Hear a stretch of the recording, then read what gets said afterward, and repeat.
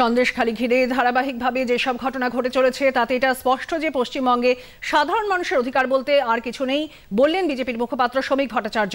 মমতা বন্দ্যোপাধ্যায় প্রশাসনের কাছে এর থেকে বেশি কিছু আশা করা যায় না বলে তার কটাক্ষ। মানুষের সমস্ত গণতান্ত্রিক অধিকারগুলো, মৌলিক অধিকারগুলো লঙ্ঘিত, পদদলিত হয়ে গেছে। আমরা এই মুহূর্তে রাজ্য সরকারের কাছ থেকে, মুখ্যমন্ত্রীর কাছ থেকে কোনো মানবিক মুখ প্রত্যাশা করছি না।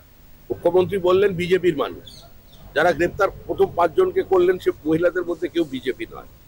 তিনি বললেন বহিরাগত, যাদের গ্রেপ্তার করছেন তারা ওই অঞ্চলের মানুষ। একজনও বহিরাগতকে খুঁজে বার করতে পারেনি। বিষয়টা কি সেটা মানুষের সামনে আছে। তারা বিবৃতিও মানুষের সামনে দিয়েছেন। মুখ্যমন্ত্রী তাদের পাল্টা বিবৃতি বিধানসভায় দাঁড়িয়ে দিয়েছেন।